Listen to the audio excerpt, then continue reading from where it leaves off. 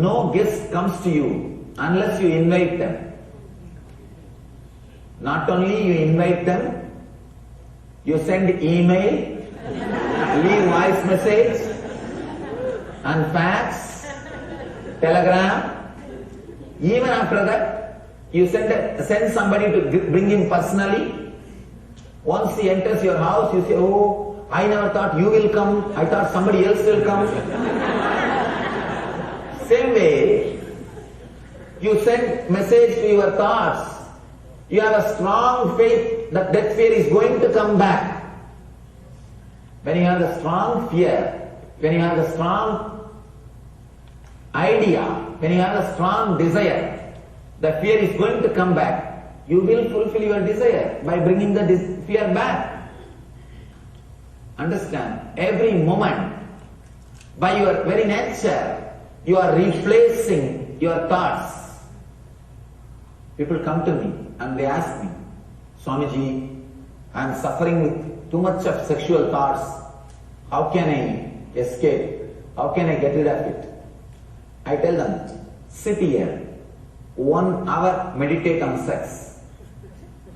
Again they open their eyes and say, Swamiji, mind is not able to stay on that same subject. It is going everywhere. Arey, you only come to me and say, I am caught by these thoughts, I am not able to get rid.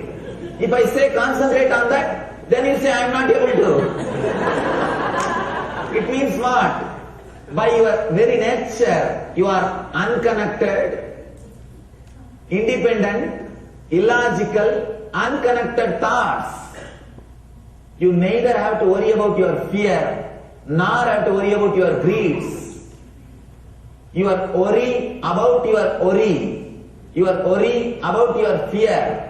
You are worrying about your greed is the only problem.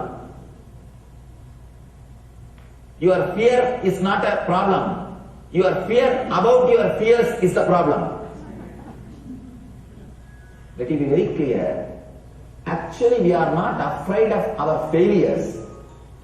We are afraid of our fear of failure. Not even failure. For example, by the end of this year, we know for sure we are not going to become billionaires. Are we worrying about it? Are we suffering? Oh, I am not going to become a billionaire. What will happen to me? I don't know. Are you suffering? No. You don't bother. You don't suffer because of the failure. But you always suffer. Will I have $100,000 or not?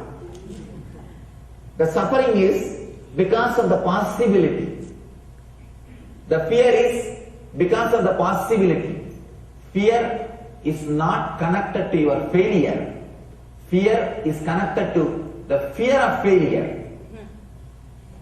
That is the fear. In every level, if you are haunted by greed or fear, let it be very clear, it is just because of your clutching.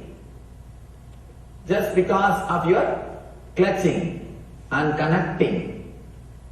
If you understand this one truth, constantly you renounce, constantly you are replacing your own thoughts. Just a glass of water is enough to get rid of that fear. Because the moment you decided to have a glass of water, already the fear of death thought has disappeared from you. If it is so strong, it should be there staying. But it can be just replaced by a single cup of tea. A cup of tea is more than enough. A glass of water is more than enough to get rid of fear of death, to get rid of the great greeds, to get rid of any problem in your life. I can say, because whatever problem, you can have only one thought at a time. Am I right? Can you have 2 thoughts at a time? No.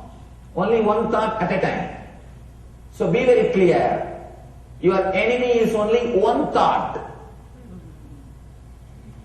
when you start believing in unconscious and subconscious, you make your enemy too powerful. You clutch all the thoughts. The problem is not a single thought of fear. The problem is you of fear which you had from your birth and create a shaft and start believing, I am filled with fear. The fear of death which happened in you 10 years ago, the fear of death which happened in you 9 years ago, the fear of death which happened in you 8 years ago, the fear of death which happened in you yesterday, they are all unconnected, independent, illogical, unclutched fears, unclutched thoughts. When you connect all of them and create a shaft, you create a shaft, my life is filled with fear. The moment you created this shaft, you created hell for you. You created hell for you. And you start suffering with it. Be very clear. Do not empower your enemy before fighting with him. You empower your mind and trying to kill him. First thing you need to understand, you cannot kill him because he doesn't exist. If he exists, you can fight with him. But you are fighting with your shadow. You are fighting with darkness. You are fighting with somebody who doesn't exist. In Sanskrit we say Maya. Maya means Yama iti Maya, which does not exist but which gives you the experience as if it exists, is Maya.